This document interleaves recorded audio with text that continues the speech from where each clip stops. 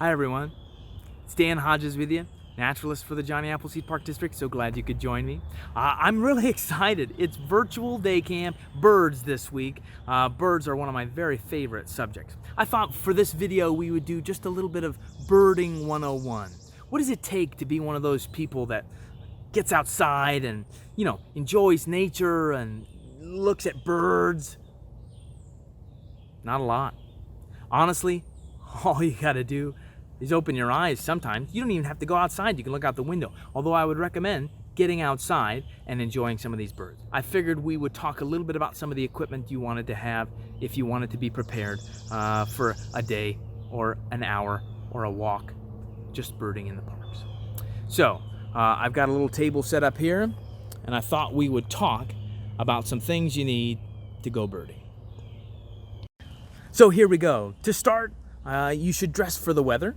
I wear comfortable shoes, generally pretty comfortable clothing. I like to bring a hat so that I can keep the sun out of my eyes. This one's got a floppy brim so that it doesn't bother my binoculars, but you can look as dopey or as not dopey as you prefer. A bit of insect repellent's going to be great, especially in certain areas where you know the mosquitoes are going to come and get you. And then sunscreen as well for spending a little bit of time out in the sun. I've got some field guides here too, and actually we've got a field guide for you in your camp kit. Check this out. So here's a pretty simple one. This will have some really common backyard birds that you can sort of check off your lists, and some nice images of those as well. We've also included in there the common birds of Ohio, also the owls too.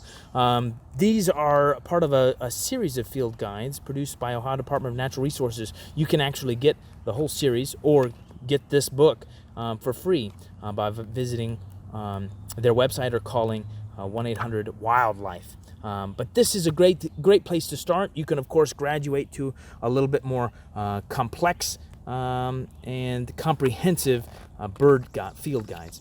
My wife really loves the Petersons. I like National Geographic, which I don't have here.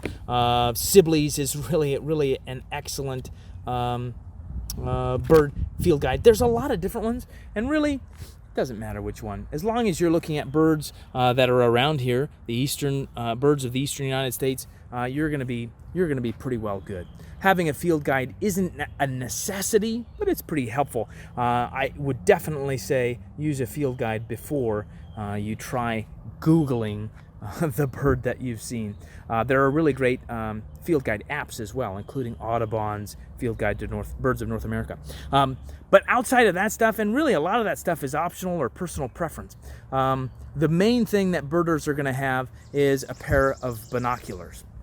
So I've got a little range of binoculars here that I thought we would check them out just real quickly, and I've got my bird posted in this tree over here.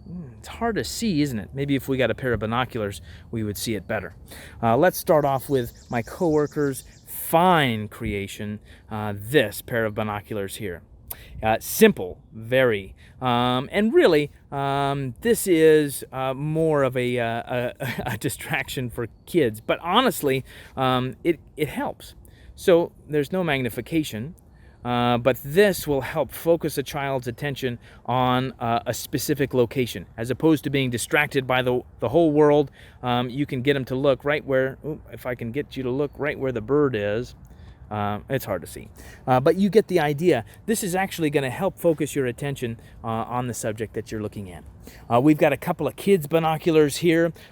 These can range in price, but generally they're not going to be great. Here, let's check out this one from Oriental Trading. This is not my favorite pair of binoculars. The one that you have in your camp kits is a little bit better. This is just a really cheap, just another one of those toys, but it magnifies it. Oh, can you see it? I'm starting to see it a little bit. I've got a bird in that tree right there. There we go. So this little toy, the one that you've got in your camp kit, really, that's not a terrible place to start. You can move up a little bit. Here's a pair of binoculars. This runs about $40 at a box store, and well, we'll take a look. There we go. It's better than nothing. Often the color is just a little bit off. It's not super sharp. It's not a great instrument, but you kind of get what you pay for when you're looking at binoculars. This is what I would recommend. Spoiler alert. This is a pair of binoculars that we bought for the Park District for use on some of our birding programs. It runs about $100 and maybe a little bit more, and I think is really excellent tool. Let's take a look, see if we can't find what we're looking for. There we go. The jump in quality from this pair of binoculars to this one, while this might be twice the price, it's, I think, far more than twice the quality. These pair of binoculars, the jump is maybe a little less drastic. This pair of binoculars I bought after college cost me about $300 or $400. This is the replacement actually for those pair because I bought it from Vortex Optics. But you can see for yourself the quality is excellent. Color and the light is really nice. But like I said, the difference between this and the $100 pair isn't quite as stark as the price tag might seem. Of course, you can buy thousands of dollars worth of binocular equipment if you would like. I'm going to start with this pair of binoculars right here. So there you go. Birding 101. Honestly, it's not that complicated. Having a pair of binoculars, a pretty important tool. A field guide is going to be really helpful as well. Being comfortable in the outdoors, and really, you're going to be set. So you can be that guy too. You can come to the parks, you can enjoy nature, you can look at birds, and well, you can be a birder too. So thanks for joining me. And don't forget to get outside.